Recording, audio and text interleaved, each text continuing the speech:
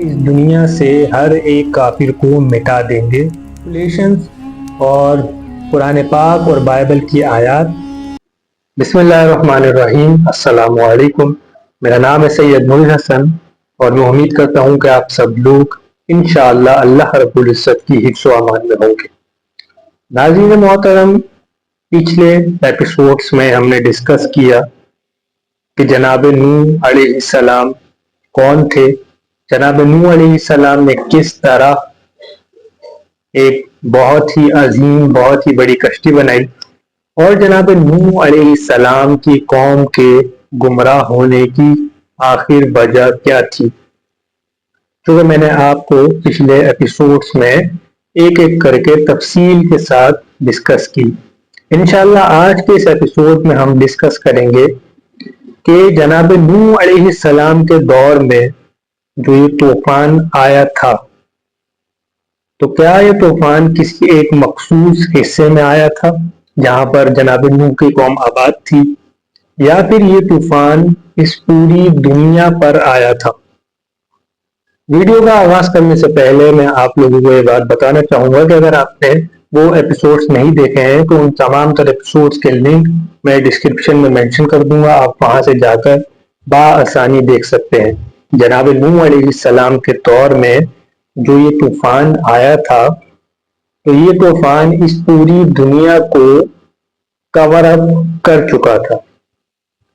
कुरान पाक में सूरह हूद, सूरह नूह, सूरह मुनाफिकून, इन तीनों सूरतों में अल्लाह रब्बुल इज्जत ने जो जनाब नूह अलैहिस्सलाम से वादा किया था कि हम इस दुनिया से हर एक काफिर को मिटा देंगे, तो अगर हम उनकी तफसीलात में थोड़ा सा मुताला करते हैं तो हमें ये बात समझ में आ जाएगी कि इस पूरी दुनिया से काफिरों को खत्म करने का मकसद यही था कि इस पूरी दुनिया को उस तूफान की लपेट में ले लिया जाए।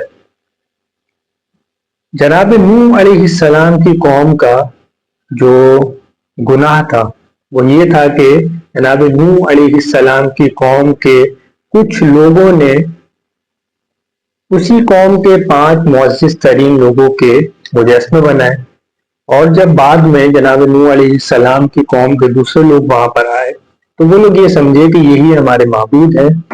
तो जनाब नूह अलैहिस्सलाम की कौम ने उन लोगों की इबादत करना शुरू कर दी। जनाब नूह अलैहिस्सलाम ने अपनी कौम को हर लिहाज से समझाया, अकेले में समझाया, इज्तिमा में समझाया, तन्हाई में समझाया, सबके साथ समझाया, हर शख्स को वाज़ो तबलीग की, लेकिन किसी भी शख्स ने जनाब नूह अलैहिस्सलाम की बात को तस्लीम नहीं किया। तो फिर जनाब नूह अलैहिस्सलाम ने अल्लाह रब्बुल इज्जत से जाकर इन लोगों की शिकायत की कि या अल्लाह, मैंने अपनी कौम को हर लिहाज से समझाया, मैं इनसे बरी ज़िम्मा हूँ और मैंने इन्हें हर लिहाज से समझाया, लेकिन ये लोग मेरी बात को मानने से इनकार कर रहे हैं। तो फिर अल्लाह रब्बुल इज्जत ने जनाब नूह अलैहिस्सलाम से ये वादा किया था कि हम इस दुनिया से हर काफिर को मिटा देंगे। सूरह हूद, सूरह नूह, सूरह मुनाफिकून, सूरह मुमिनून, सूरह आराफ, सूरह हूद, इन तमाम तर सूरतों में अल्लाह रब्बुल इज्जत ने जो वादा किया उस वादे के मुताबिक वो सैलाब इस पूरी दुनिया को कवर अप कर चुका था। अब रहा सवाल कि उस तूफान ने इस पूरी दुनिया को अपने जपेटे में कैसे लिया, इस पूरी दुनिया को उसने कवर अप कैसे किया। तो इसका जवाब हमें मिलता है बाइबल में। बाइबल के मुताबिक उस वक्त 40 दिनों तक आसमान बरसता रहा और 40 दिनों तक जमीन अपने अंदर से पानी बाहर फेंकती रही, और जनाब नूह अलैहिस्सलाम की कश्ती 150 दिनों तक उस पानी पर तैरती रही। तो अगर हम कैलकुलेशन करें कि 40 दिनों तक आसमानों से पानी का बरसना, 40 दिनों तक जमीन से पानी का निकलना, तो हमें इस बात का अंदाजा बखूबी हो जाएगा कि वो सैलाब इस पूरी दुनिया पर आया था, वो तूफान इस पूरी दुनिया पर आया था। 150 दिनों तक उस कश्ती ने सफर किया। उसके बाद जब ये कश्ती पहाड़ जूदी पर रुकी تو کئی دنوں تک یہ کشتی پہلے تو وہاں پر کھڑی رہی. جناب نوح علیہ السلام نے کبوتر اور کوا ان دونوں کو ایز اے قاصد اس زمین کے معائنے کے لیے بھیجا کہ ہمیں یہ معلوم ہو سکے کہ کیا یہ زمین اب خشک ہوئی ہے، ہم لوگ یہاں پر اتر سکتے ہیں. تو کافی دنوں تک تو کوا اور کبوتر یہ دونوں آسمانوں میں ہی پرواز کرتے رہے اور پرواز کر کے واپس آ گئے. لیکن ایک دن ایسا آیا کہ جب جناب نوح علیہ السلام نے کبوتر کو قاصد بنا کر بھیجا اور جب وہ کبوتر واپس آیا تو اس کے پیروں میں کیچڑ لگی ہوئی تھی. تو جناب نوح علیہ السلام نے اس بات کا اندازہ لگایا کہ اب زمین نظر آنے لگ گئی ہے اور وہ سیلاب ختم ہو چکا ہے، اب ہم لوگ اس کشتی سے اتر سکتے ہیں. اس ٹائم پیریڈ میں وہ کشتی وہیں پر کھڑی رہی، جناب نوح علیہ السلام اسی میں رہے. جو جانور جناب نوح علیہ السلام کے ہمراہ تھے وہ تمام تر اسی کشتی میں رہے. جو انسان جناب نوح علیہ السلام کے ہمراہ تھے وہ انسان اسی کشتی میں رہے. قرآن پاک کے عقیدے کے مطابق یہ سیلاب اس پوری دنیا میں آیا تھا، اور بائبل کے عقیدے کے مطابق اس سیلاب نے اس پوری دنیا کو کور کیا تھا. یعنی کہ یہ سیلاب اس پوری دنیا پر آیا تھا، یہ طوفان اس پوری دنیا پر آیا تھا. اور اس کے بعد بچے صرف جناب نوح، ان کا خاندان اور وہ لوگ جو جناب نوح علیہ السلام پر ایمان لے کر آئے تھے.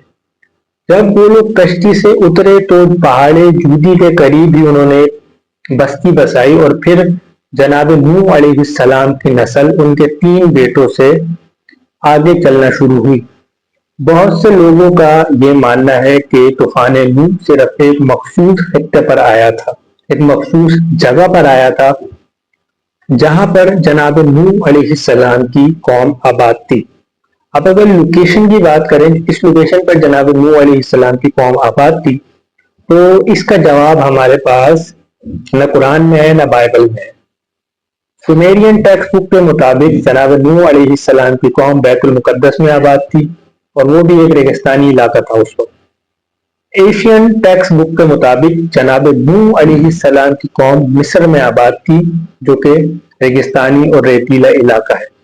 اب ان دونوں میں سے کوئی بھی جگہ ہو سکتی ہے، لیکن قرآن پاک کے اندر جناب نوح علیہ السلام کی قوم جہاں آباد تھی اس جگہ کی لوکیشن نہیں ہے. بائبل میں جناب نوح علیہ السلام کی قوم جس جگہ پر آباد تھی اس کی لوکیشن مینشن نہیں ہے. صرف اتنا بتایا گیا ہے بائبل میں تفصیل کے ساتھ، چیپٹر نمبر 6 سے چیپٹر نمبر 10 تک جناب نوح علیہ السلام کا قصہ، اور اس میں یہ بھی بتایا گیا ہے کہ جناب نوح علیہ السلام کی کشتی 150 دنوں تک پانی پر تیرتی رہی، اور 40 دنوں تک آسمان ایسے برسا کہ نہ اس سے پہلے کبھی برسا نہ اس کے بعد، اور 40 دنوں تک زمین سے پانی ایسے نکلا کہ نہ اس سے پہلے نکلا اور نہ آنے والے وقتوں میں کبھی اس طرح زمین سے پانی نکلا ہے. تو یہ کیلکولیشنز اور قرآن پاک اور بائبل کی آیات ہمیں یہ بات واضح کرتی ہے کہ جناب نوح علیہ السلام کے دور میں جو طوفان آیا تھا، جو سیلاب آیا تھا، وہ طوفان، وہ سیلاب اس پوری دنیا پر آیا تھا. اس پوری دنیا پر قیامت خیز منظر تھا اس وقت، اور صرف وہ لوگ بچے جو کہ کشتی میں موجود تھے.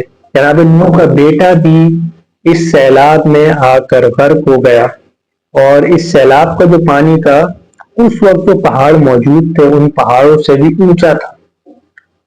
اور جناب نوح کے بیٹے نے یہی کہا تھا کہ میں اس پہاڑ پر چڑھ جاؤں گا تو میں اس طوفان سے بچ جاؤں گا، لیکن جناب نوح کا بیٹا بھی اس طوفان سے نہیں بچ سکا.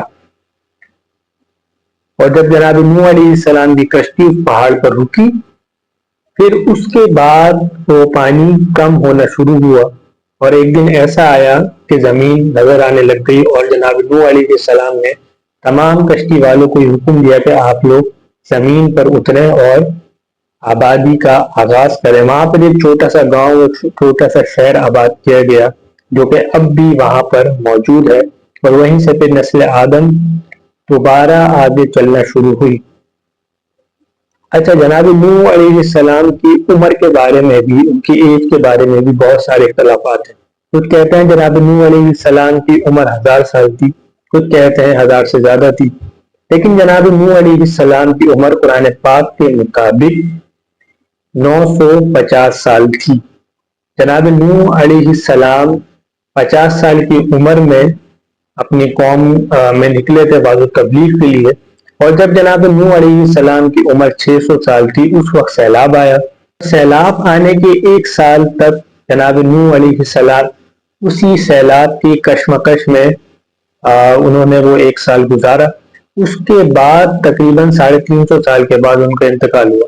اگر ہم کاؤنٹ کرتے ہیں تو 600 سال پلس 350 سال تو یہ عمر بنتی ہے جناب نوح کی 950 سال۔ کچھ تفاسیر میں جناب نوح علیہ السلام کی ایج 1000 سال لکھی ہوئی ہے، کچھ میں لکھی ہوئی ہے 1050 سال، اور قرآن پاک میں یہ بھی لکھا ہوا ہے کہ جناب نوح علیہ السلام نے تقریباً 950 سال تک اپنی قوم کو تبلیغ کی۔ اب ایسا ہو سکتا ہے کہ جناب نوح علیہ السلام کی عمر 1000 سال ہو، یا پھر 1000 سال سے کچھ عرصے زیادہ ہو، یا پھر اس وقت جو سالوں کی گنتی ہے یہ تھوڑی سی ڈیفرنٹ ہوتی ہو، تھوڑی سی الگ ہوتی ہو۔ لیکن بہرحال جو چیز میں آپ کو سمجھانا چاہ رہا تھا وہ میں نے آپ کو اس ویڈیو میں سمجھا دی کہ وہ طوفان اس پوری دنیا پر آیا تھا، نہ کہ ایک مخصوص حصے پر۔ ملتے ہیں انشاءاللہ اپنے نیکسٹ ویڈیو میں۔ اپنا بہت بہت خیال رکھیے گا، دعاؤں میں مجھے یاد رکھیے گا۔